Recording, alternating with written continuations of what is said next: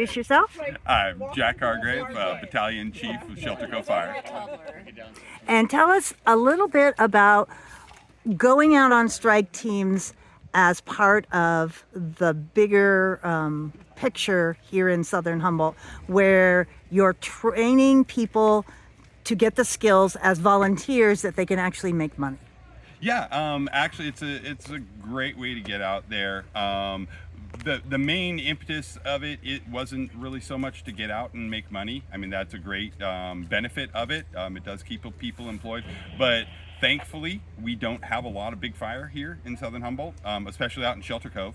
And so it really started out with getting our people exposed to big fire, because the first big fire our people see should not be coming over the hill into Shelter Cove. And so it kind of gets that oh crap moment out of you. And so that's why we started doing apparatus by hire with CAL FIRE, and also getting out on the strike teams. Since 2023, we've been able to get out on strike teams and get our people trained up to, so we've got a couple people trained up as engine bosses who can take the engines out. Our chief is now a strike team leader, so he's able to take out an entire strike team himself. And Aurora Studebaker, she is one as well, chief of Bryceland. They were able to get theirs done. And really, it gets our people training that they're not going to be exposed to here locally. As well as the benefit of bringing in plenty of money for the local area. If the whole hope behind getting our the new Type 6 engines that the senator was able to provide the funding for, is we'd be able to send out a strike team or possibly two strike teams, all comprised of Southern Humboldt engines. And a 2-week assignment on a strike team can bring in about $500,000 to the local area. So that'd be about $100,000 per department. It paying for the engine, so the department gets paid, and it also pays for the personnel. So keeping our local people employed. We all know our economy has kind of really hit a pinch point since legalization, and so it's harder and harder to keep our younger people here. There's not as much employment opportunities, and fortunately or unfortunately, fire's not going anywhere. And so especially in California. Yeah, I mean, it is definitely something that is necessary. I was so inspired to do it. A couple of years ago, I sold my coffee shop to really do this full time. So I'm able to be employed part-time through Shelter Co. Fire.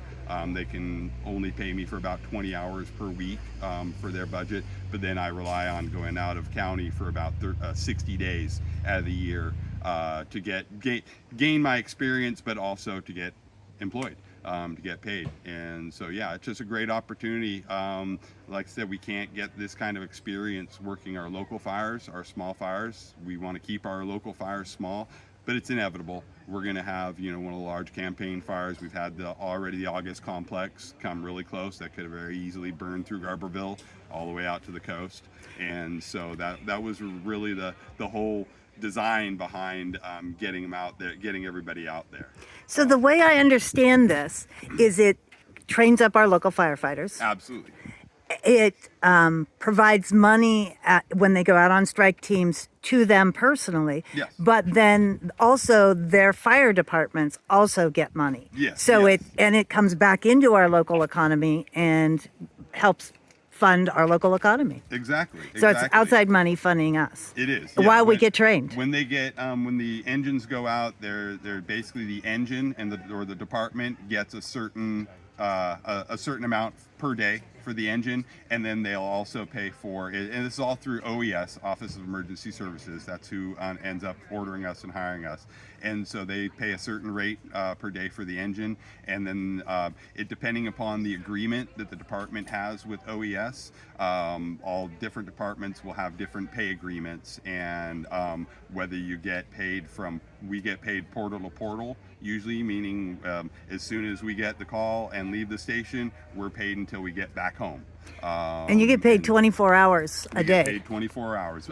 Again, that's in our agreement with them. And we've learned through our time, our first year of doing this, we did not have that agreement in.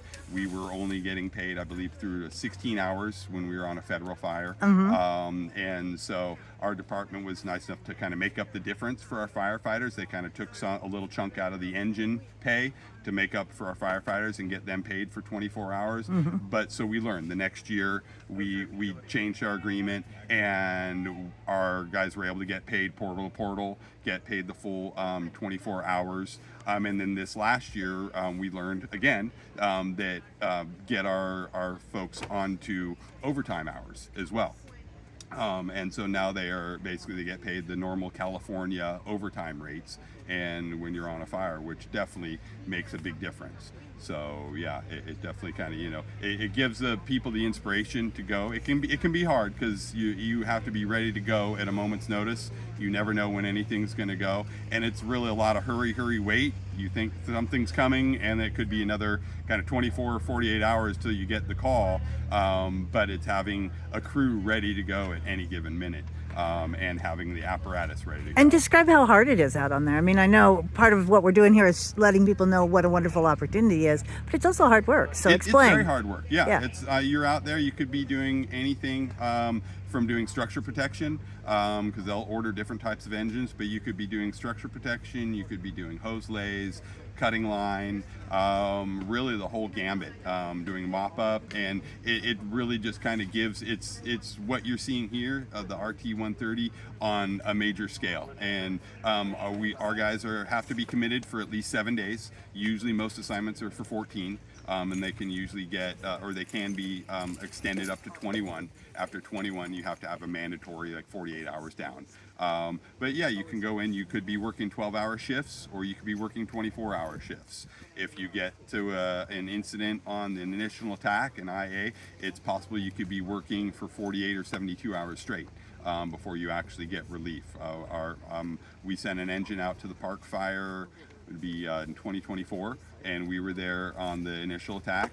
We got there about 8 hours behind the rest of our strike team, because we were embedded with a strike team out of area Region 1, which is Sacramento Metro. And so we were actually assigned with Sacramento and all these really top tier engines, and as Shelter Cove we really had to kind of step up our game and be ready to play along with these guys. And with that fire, it was great. We went in, we actually were doing structure protection for 48 hours straight. When we first got up there, we were in the Cohasset area, and that had just been blown over right before we got there.